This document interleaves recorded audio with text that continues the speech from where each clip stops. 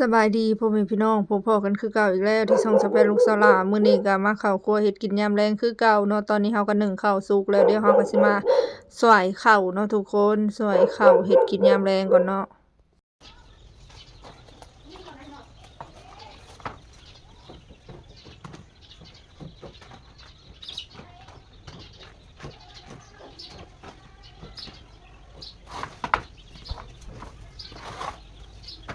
มื้อนี้ก็อากาศหนาวเย็นบ่แปลกเนาะที่ค่อยบ่ถอดหมวกเลยพ่อแม่พี่น้องเพราะว่าอากาศเย็นมันลมเนาะลมแห้งลมมาหลายมื้อแล้วอากาศเย็นมาหลายมื้อแล้วเนาะทุกคนบ่ถอดหมวกเลยเพราะว่าหนาวมีเมนูมานำเสนออีกแล้วพ่อแม่พี่น้องก็คือเมนูต้มจืดนะทุกคนอีกเมนูหนึ่งที่ค่อยมักกินเนาะต้มจืดเต้าหู้ใส่เห็ดใส่แครอทใส่ผักใส่หอมป้อมเนาะทุกคนเมนูอาหารไทยต้มจืดอีกแล้วพ่อแม่พี่น้องหนาวแห้งเนาะทุกคนปลดหมวกมาได้เลยเพราะว่าปลดหมวกเลยเย็นปลดหมวกนะรู้สึกเย็นหน้าเย็นตา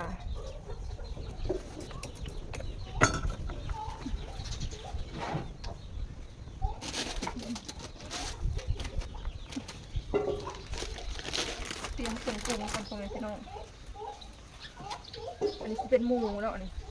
หมูที่เขาปั่นเขาจะมาใส่หมูซับน้ำนมมัน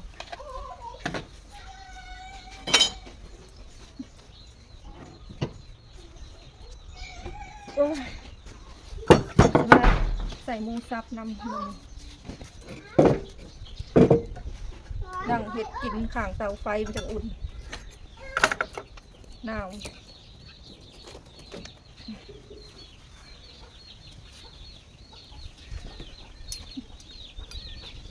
ข้าวเจ้าพ่อแม่พี่น้องเห็ดกินกับข้าวเจ้าเนาะตอนนี้หม้อเขาก็ฮ้อนแล้วทุกคนเดี๋ยวเขาจะมาปรุงเครื่องใส่เกลือเป็นงลงไป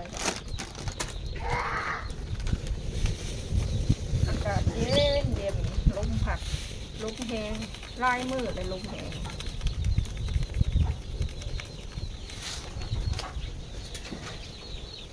เราจะเอาผักกระเทียมหลดลงไปก่อนเนาะ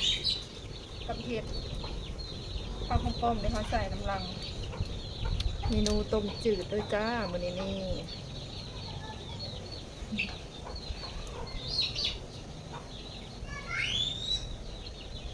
อากาศเย็นปลดหมวกก็ได้หนาวเชื่อหลอดกับอันเห็ดแล้วก็ผักกาดขาวเขาสิใส่ลงไปเนาะใส่ลงไปก่อนหมูเลยอยากให้มันเปื่อยใครที่ข่าวมาเบิ่งแล้วก็ฝากโฆษณานำเลยเด้อพ่อแม่พี่น้องฝากกดติดตามนำเนี่ยเนาะ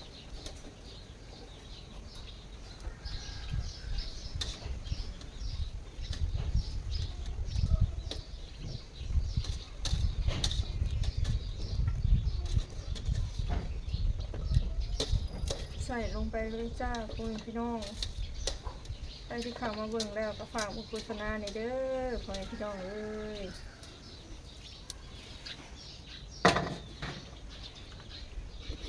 เขาครัวเห็ดกินคือเก่ามื้อนี้ก็ได้จะพาเปิดจะพาเบื่อกันเด้อ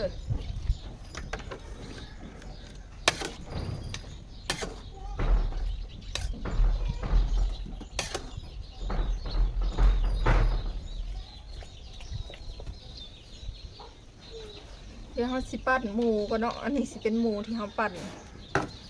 ลืมถูกกระเทียมใส่ละส่งพี่น้องเดี๋ยวถูกกระเทียมใส่ก่อนถูกกระเทียมใส่ต้มจืดกันเนาะมิวกี้คิดว่าต้มจืดมิวกี้ต้มจืดคิดว่าเห็นมันยังดิบอยู่บ่ได้ปั้นนะฮะบ่ได้ปั้นนี่แต่ต้มเลยบ่ได้ปั้นเย็นแล้วออกจากตู้เย็น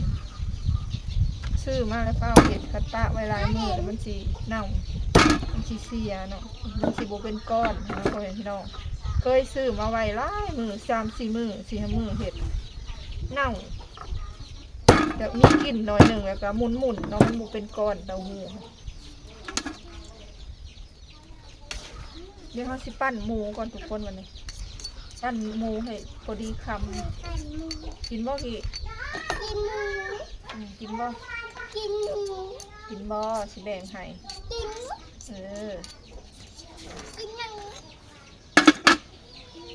หมูปั่นทุกคนปั่นแล้วก็มาปั้นพอดีคำสำปั้นพอดีคำสำลูกซีนเนาะจะกระถิ่มลงไปน้ำห้อนอย่าจับมันขาวอย่าจับมันขาวมันขาวมือลืมใส่ขนอดิมาใส่ขนอก่อน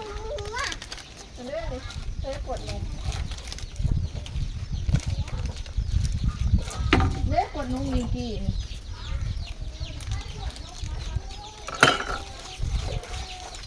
อย่าเฮ็ดอยากกินนมแล้วนมมาให้แน่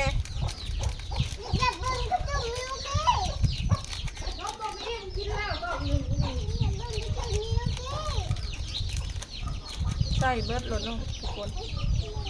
กินน้ำแย่น้ำเปล่าแล้วมันกินเกินหมดแล้วทั้งขนมทั้งนมกินแล้วมีกี้เอาเก็บมาแน่อย่าเฮ็ดกินน้ำเปล่าเอากินแล้วกูข้าวเกินหมดกำหนดวันละกล่องมันเบิดเดี๋ยวเด้มื้ออื่นจังกินใส่เบิดเลยเนาะทุกคนอย่าลิ้นอันน่ะแนวดังไฟกว่านั่งอยู่ซื่อๆอย่าดื้อปั้นหมูต่อก่อนปั้นหมูยังบ่แล้วจังลืมนั่นลืมนี่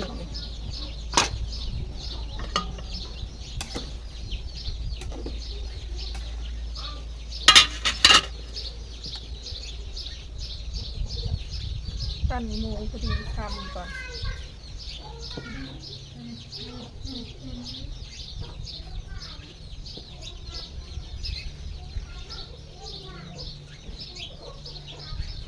ม่ใกล้ทางไทยเด้อ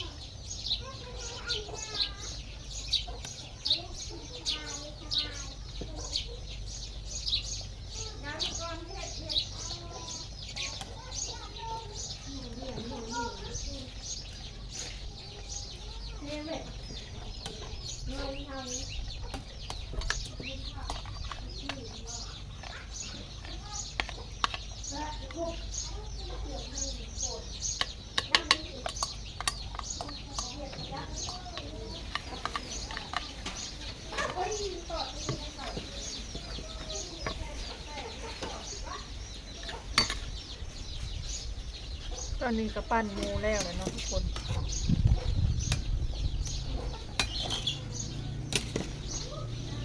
ที่เรือเขาก็จะมาใส่เต้าหู้ลงไปเนาะ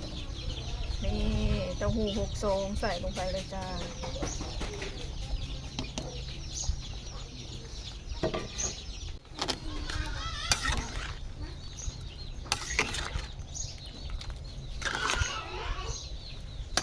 ต้มจืดของเราต้มยำใดก็แซ่บยำนั่นพ่อแม่พี่น้องกินบ่เคยเบื่อเด้อนี่กินวันนี้คือสิเฮิงเติบจังสิเอามาต้มอีกเนาะใส่เห็ดใส่อันนี้ผักหอมป้อมพ่อแม่พี่น้อง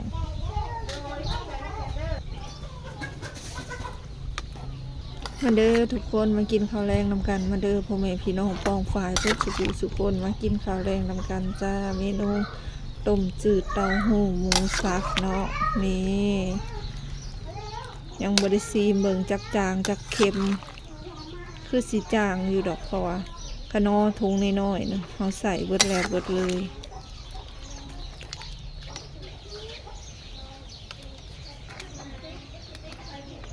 มาซีมเบิ่งก่อนพ่อแม่พี่น้องเป็นอะไรแซ่บบ่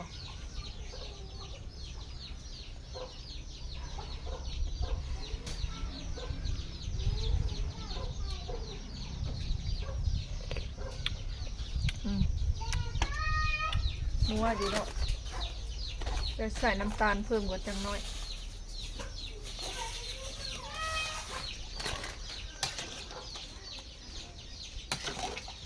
ตอนนี้ก็สุกแล้วเรียบร้อยเนาะทุกคนเดี๋ยวเราสิแบ่งให้ซัพพอร์ตก่อนหน่อยหนึงแบ่งให้เอื้อยก่อนเนาะสุกแล้วจ้า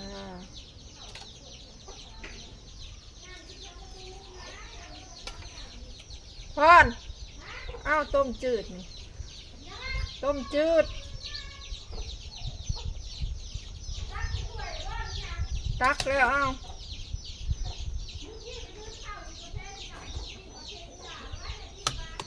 นี่ตักให้เอื้อยเนาะทุกคนต้มจืดจ้าต้มจืด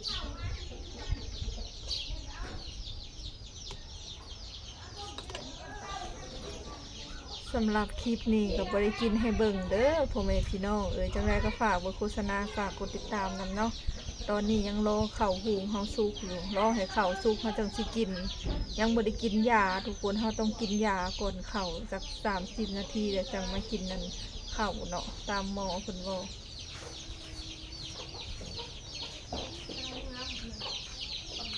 กินแต่ต้นไผ่แล้วผล แล้วเรียบร้อยเนาะทุกคนเดี๋ยวเราก็จะขอปรุงหม้อก่อนเนาะเดี๋ยวจะไปล้างถ้วยล้างหยังไว้ก็บ่ได้กินให้เบิ่งเด้อพ่อแม่พี่น้องก็ขอจบเอาไว้สำเนียงกันเนาะคลิปหน้าพอกันใหม่เนาะคลิปนี้บ่มีหยังหลายเฮ็ดกินแรงต้มจืดซื่อๆนะทุกคนคลิปหน้าพอกันใหม่จ้าสบายดี